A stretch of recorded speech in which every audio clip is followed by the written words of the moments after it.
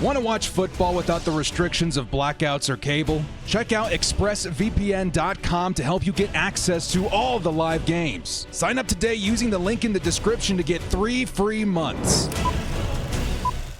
Go to Boat Fam, it's the director. Chargers fans, we got a really interesting game coming up this Saturday. The Chargers versus the Rams. We already got a sneak preview of what this game would look like in our joint practice, like a week ago at this point. And I got to tell you, man, the Chargers, dare I say, looked dominant in that joint practice, in particular the defense. And it's something that we saw in our last game in preseason versus the Seahawks. The offense really has a lot of things to figure out, but the defense looked more or less surprisingly impressive, I think, largely revolving around that edge position, but the DBs were really stepping up, and there's a lot of opportunities, I think, being grabbed by Jesse Minter in the way that he's tackling the revamping of this defense. But we're going to talk about some of the things that I hope to see in this preseason game, some of the things we can build upon with the defense, as well as some awesome news revolving around the team right now. I mean, we just got a new defensive tackle. He looks awesome.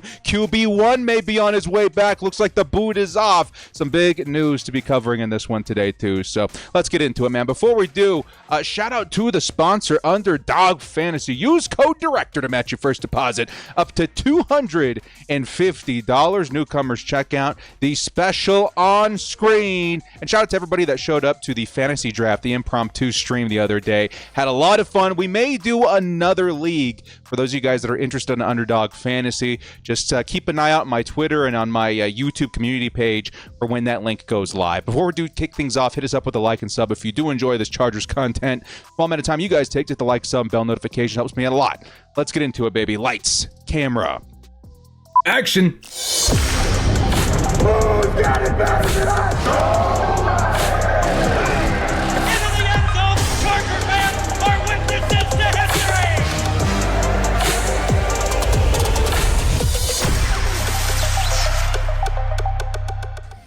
Your Chargers Week 2 preseason preview. This will be featuring versus the Rams. We got some awesome news to unfold in this one, man. Quite honestly, it's kind of crazy to think about the Chargers doing things a little bit different this year, and we have some saucy stuff to uncover here, man. New DT, maybe some starters rolling out this week. But before jumping into all those juicy details, everybody join me in a praise, join me in a hallelujah, join me in a fist pump, whatever you got to do, man. Let's do it, man. Let's do it together. The Chargers get their QB1 back this week. We don't know the full details of what's going on. All we know is that he has shedded the boot. Justin Herbert, who a lot of us are still even now, having heart attacks about his longevity through the season. Hopefully he stays healthy, knocks on wood. But as of today, I should say even yesterday, Justin Herbert is no longer wearing the boot. And this is a spectacular development for everybody hoping that he would play a full and healthy season. Now, sure, because of the plantar fasciitis or whatever it's called, I'm no doctor, the director, there may be some discomfort in that foot throughout the season, maybe limiting his mobility just a little bit. But quite honestly, dudes, I know it felt like the sky was falling. I certainly still feel the anxiety of hoping Justin Herbert plays a full, 17-week season and has himself, a spectacular year. But this news is tremendously uplifting in terms of my spirits that this offense can get on track. I think it was the combination of the injury, right, which right now is rehabbing fantastically, as well as the very lackluster offensive performances that we've been seeing, not just in the last preseason game, but as well as in maybe practice, et cetera, et cetera. Outside of a couple of flashy things here and there, it feels like the defense has really been the highlight of training camp so far. And right now, having Justin Herbert back does alleviate a lot of my concern that what would we look like without Justin? Are we, dead in the water offensively? I really do think having him in the fold is going to alleviate a lot of those concerns for me and Chargers fans. And really, when it comes down to it, as much as we hate to do this to Justin, I don't anticipate this being the case this year at all, but he is the kind of quarterback that can uplift an entire offense by himself. It's been something that he's been doing for a long time, since the Anthony Lynn days. It's really been Justin Herbert being the offense with the complement pieces of, Keenan Allen and Austin Eckler and maybe even Mike Williams. But at this point, Justin Herbert kind of feels like a necessity for this offense to keep pace in 2024. Maybe they need a couple more years to smooth out the roster build. Maybe we need a little bit more in terms of offensive line, running back, tight end. But until then, as long as Justin Herbert's on the field, we should be okay. And knock on wood, things seem to be trending in the right direction for that, at least. So congratulations, Chargers fans. We live to fight another day. Justin Herbert's out of the boot and hopefully should be 100% ready for week 1. Everything we're hearing is that he will be absolutely completely ready for week 1, and it's something that all of us definitely needed to hear.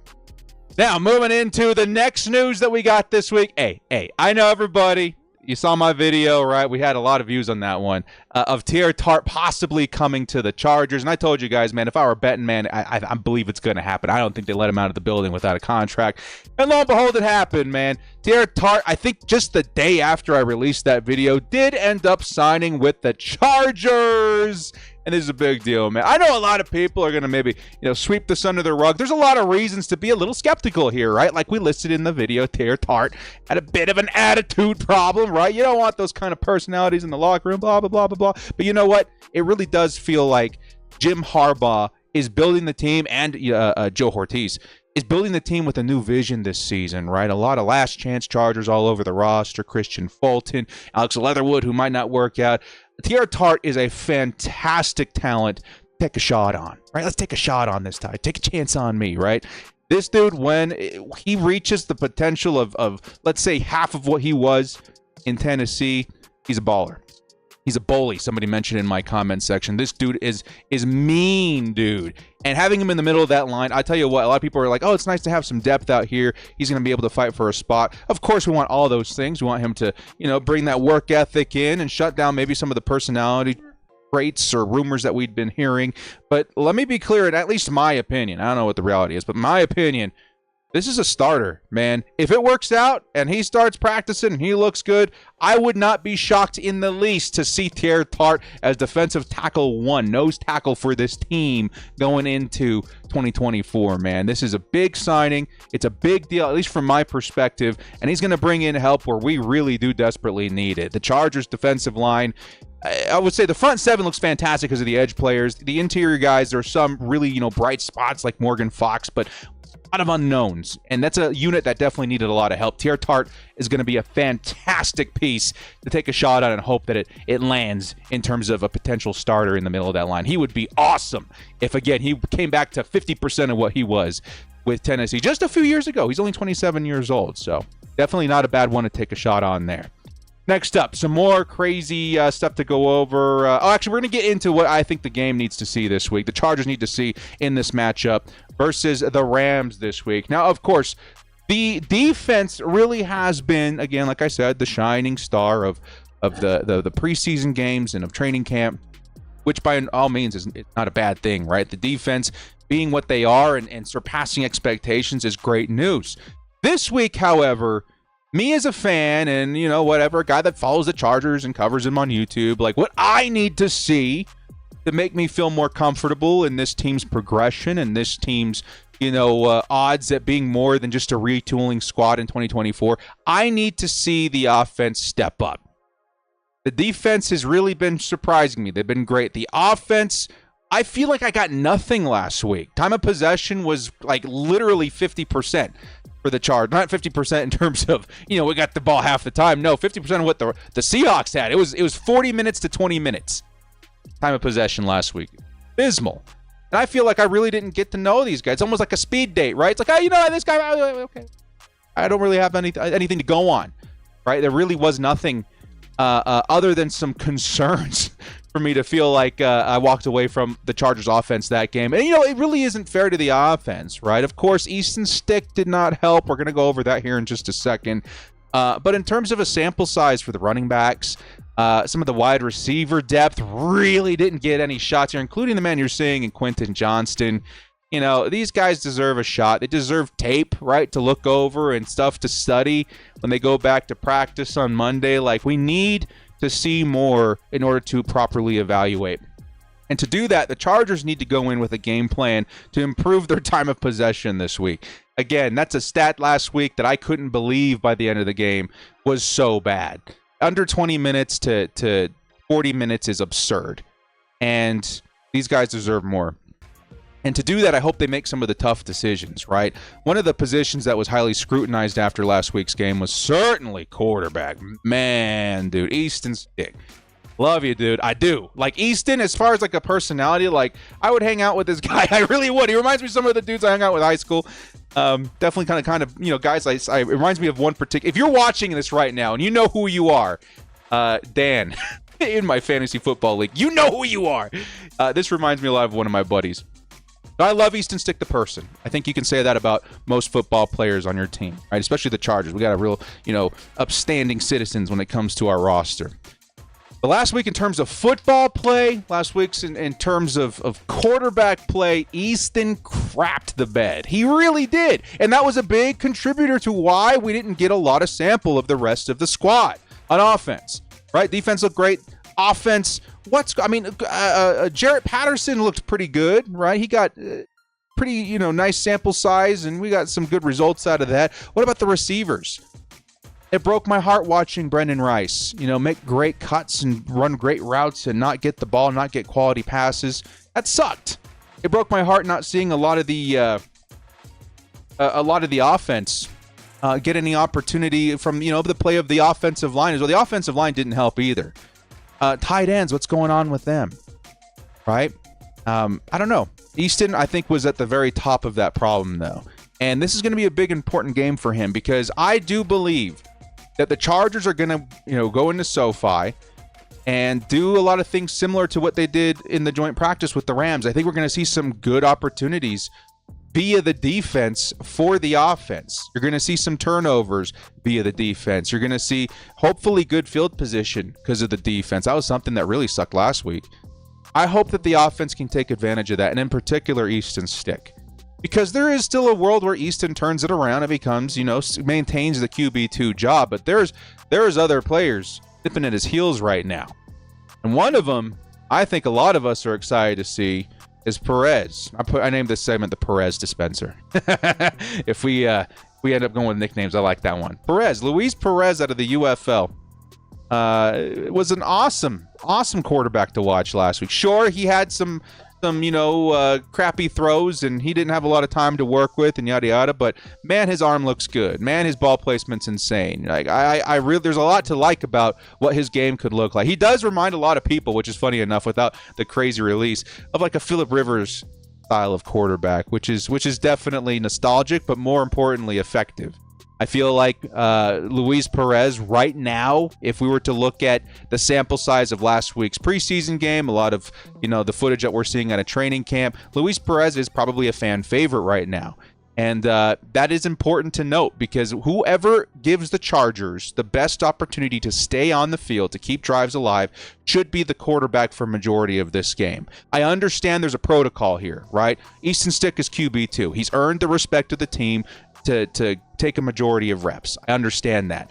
But I also want to make sure the rest of the team is being fairly treated in terms of opportunity. And if Luis Perez offers the maximum opportunity for our offensive players to get reps, I do want number 11 out there more often than not. And that leads to my next point here is I need to see a good chunk of time for these other quarterbacks. We didn't even list Max Duggan on here. He may be getting an opportunity as well, but I want to see the quarterbacks that are producing get the most time in this game. Let's maybe go with the hot hand a little bit more. Sure, let's throw in Easton Stick a couple of drives if we see more of the same of what we saw last week. Let's get Duggan in there right away. Or shoot, let's just jump right in with Luis Perez and give him a full half of football to work with. I want whoever's producing, not just because I'm concerned about QB2, which I am. I'm also concerned about reps for the offense. So let's roll with the hot hand this week and make sure that time of possession stat is improved because last week it was not acceptable. Not by me. I'm sure not by anybody. All right. Some big news, though. If you guys are looking for some hype in preseason week 2 of the Chargers versus the Rams, this is an awesome bit of news that just dropped on Twitter, X, whatever, a few hours ago. It seems that rookie star wide receiver Ladd McConkey is going to be performing in week 2 versus the Rams. Now, just because they're saying, I think it was Eric Smith that tweeted it out, just because they're saying he's going to get some reps, right? He's going to get some snaps. That doesn't mean we're going to see him out for, a quarter, more than maybe a couple of drives. Who knows? But if that is true, that is huge. Because that means the quarterbacks are going to have some quality players out there to show what they got. But then again, vice versa, we're going to have some quality players out there getting some opportunity to flash and shine and show what their role should be in 2024. And a big thing I cannot stress enough before I get into the hype of the Ladd McConkey sample size that's possibly coming up on Saturday, Easton, Perez, Duggan, whoever, please pass responsibly this week. We don't know what's going on with Hayden Hurst. I should have checked right before the video. I apologize. But he was led right into a defender last week. He was jumping off the field a little hobbled up. Knock on wood, that does not happen this week because we already have players out here that might carry a little bit more risk. Guys that really have more on their shoulders to the success of our season. We need more caution from the quarterbacks. Now, with that out of the way, Ladd McConkey's playing this week, y'all. Let's go! I'm so stoked, dude. I'm so stoked to see 15 out there on the field, showing us what he's got in terms of speed, in terms of route running, hands. I mean, I've been a truther. I've been a believer for a long time, right? Ladd McConkey, he's been the offseason dude for me. Drafted him a million times. Saw him, tear it up in training camp and the joint practice and all that kind of stuff. Actually, I don't remember if he was in the joint. Either way, Ladd McConkey playing this week is significant. And it shows us that injury or whatever, the health concerns that we had a few weeks back, definitely following the trend of a precaution for the Chargers. A lot of our players are following the trend of precautions. Everything's precautionary, right? Ladd's only been back in pads 2 days, 3 days, I think, at this point, and being able to go out and play a preseason game speaks a lot to the confidence of the team and his health.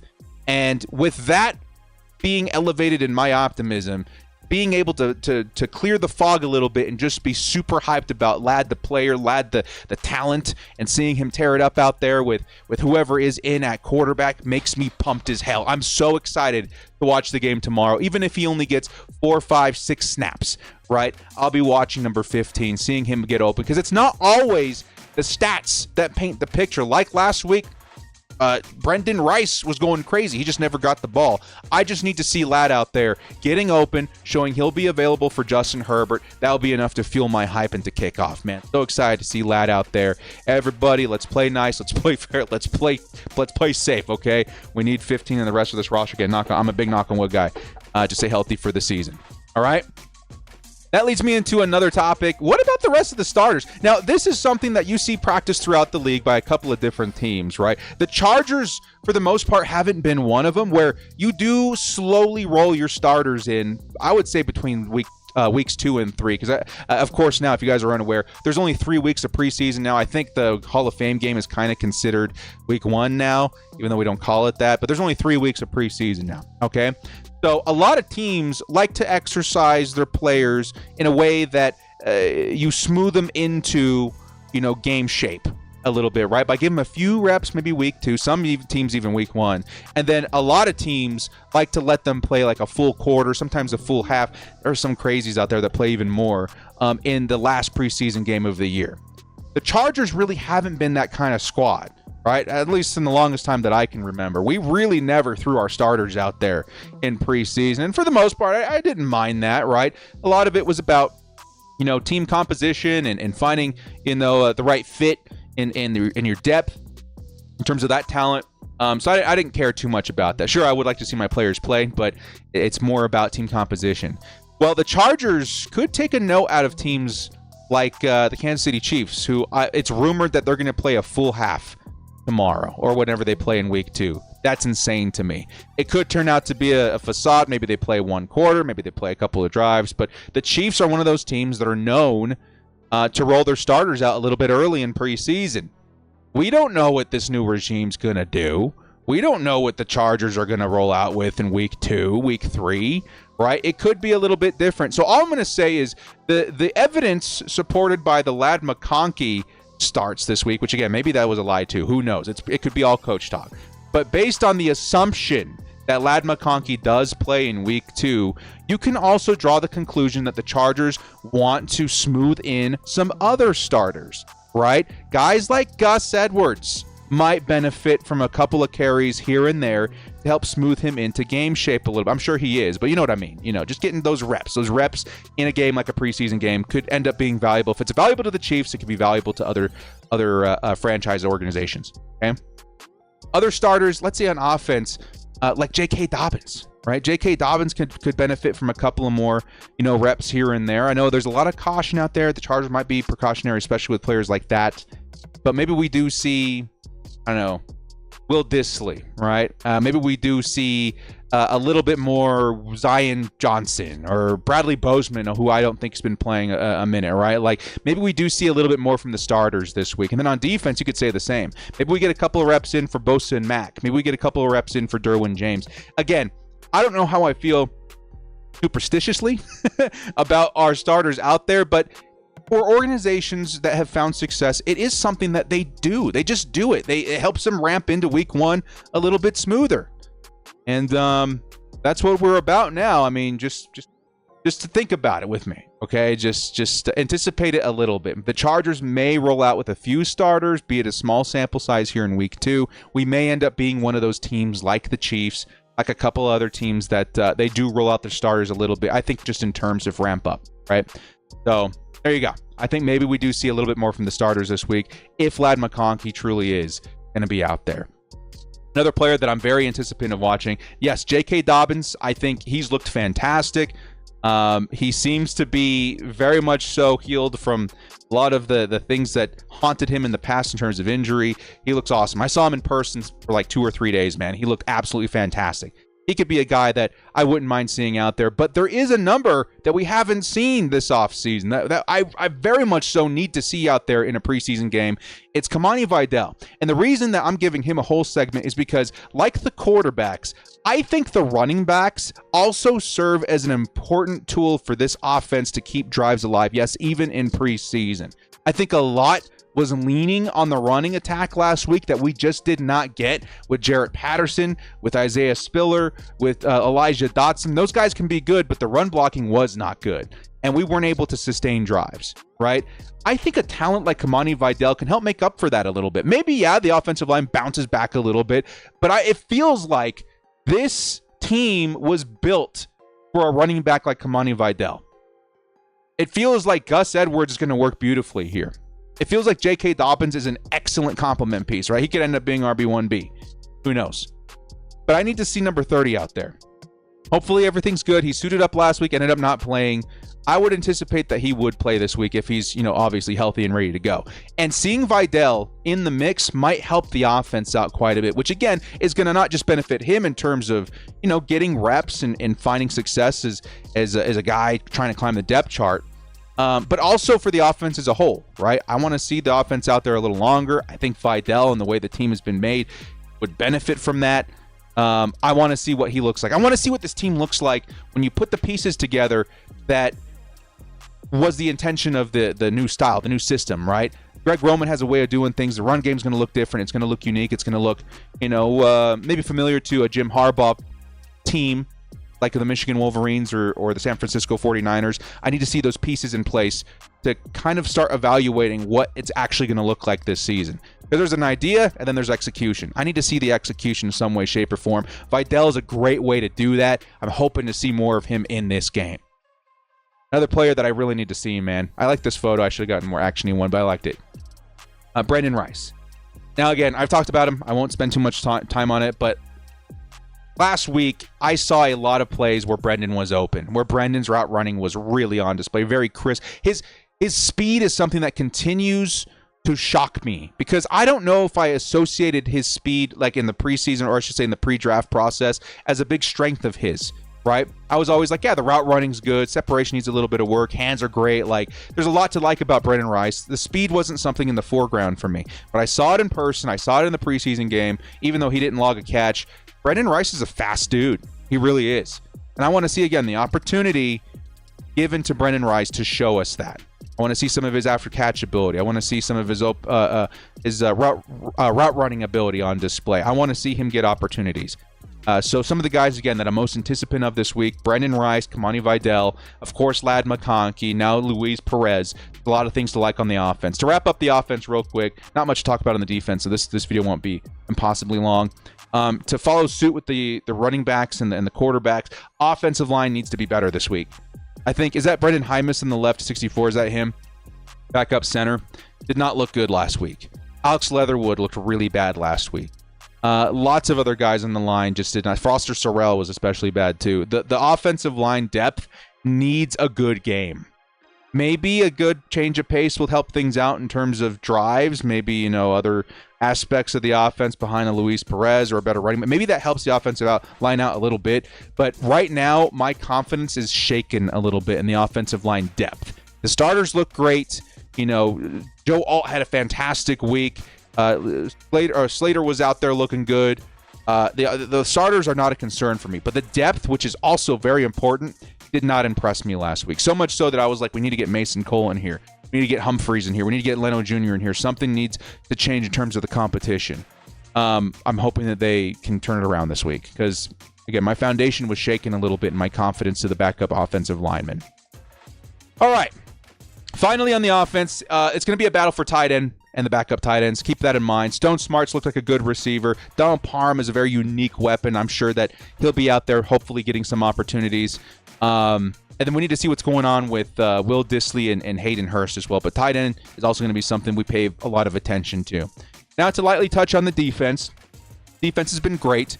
They have already proven to us with this squad versus the Rams that they can be a very capable unit. They dominated the Rams last time. I think it was 6 turnovers in that joint practice, which was absolutely insane to me. Let's do it again. Let's keep it up, man. Let's show that it's not a flash in the pan, that it's not an accident, right? Let's continue this success. Let's continue this dominance into week 2 of the preseason. I would love to, if they can do that again, not just showing it in the joint practice, but showing it last week in preseason and then again here, then you start that meme a little bit, right? Coming out from behind the tree, right? You got something. You got something here, like something real, something consistent in the defense. Let's continue on that.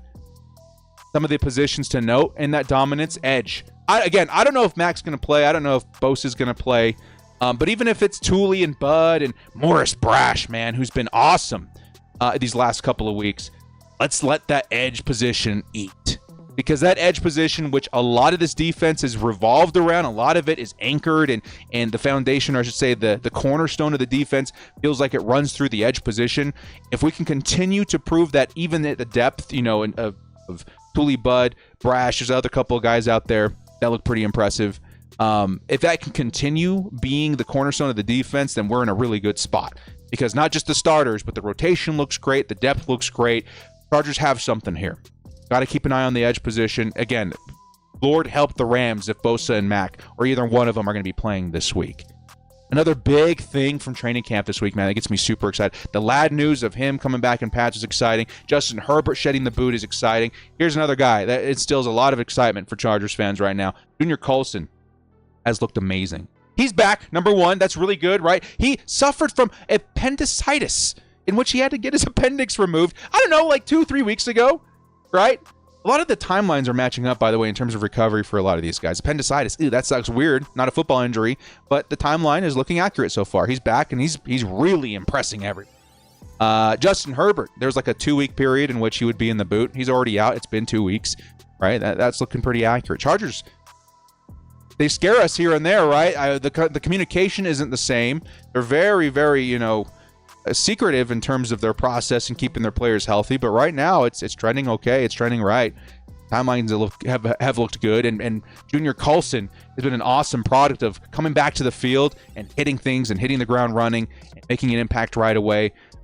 Coaches are impressed. Fans are impressed. We've been seeing clips online. He looks great. If he gets any playing time this week, which is maybe a possibility. Maybe I doubt it. Appendicitis is kind of serious. But, if he's ready to go, I'd expect him to make some big moves here, man. I would certainly think he's ready by week 1. But, yeah, that's another guy that a lot of people are excited about. I labeled this Junior Mint. He's coming back in mint condition. And then finally, the thing I really need to see, the DBs to continue. Now, I was looking for a photo, and I saw another cool one of Ladd, so I grabbed it, took the opportunity. But the DBs have been playing great. Christian Fulton has been blowing my mind, right? He's been so much better than I thought he would be. Would love to see more opportunities of that in preseason. Dean Leonard, like we're seeing here on the photo, he's been pretty great, right, on the outside. Then you've got other guys like Tariq Still, who's been looking really good. Some of the other DBs like Harper and Hawkins, those guys have been looking awesome as well. Let's continue that. Keep pace. Just like the defense as a whole, let's keep pace with what we've been doing the last couple of weeks, and that consistency will build a lot of confidence in my optimism that this team will be ready by week 1. Because, yeah, it's preseason. It's training camp. You're not against the big bads quite yet. But everything we've seen so far has been dominant. And if a team can maintain dominance versus backup squads in preseason games or whatever, maybe, just maybe, they'll be very good versus the starters of a team like the Raiders coming up in week 1. And finally, because I know I'm going to get asked a lot, do I anticipate to see Taar Tartt out there this week? Probably not. He just got here. Maybe he gets a couple snaps here and there, but he's literally just brand new to the playbook. He's going to need a little bit of time to integrate. Maybe I would anticipate seeing him next week, but this week I would think not. But yeah, very excited for the time that he gets a couple of reps in even training camp at this point.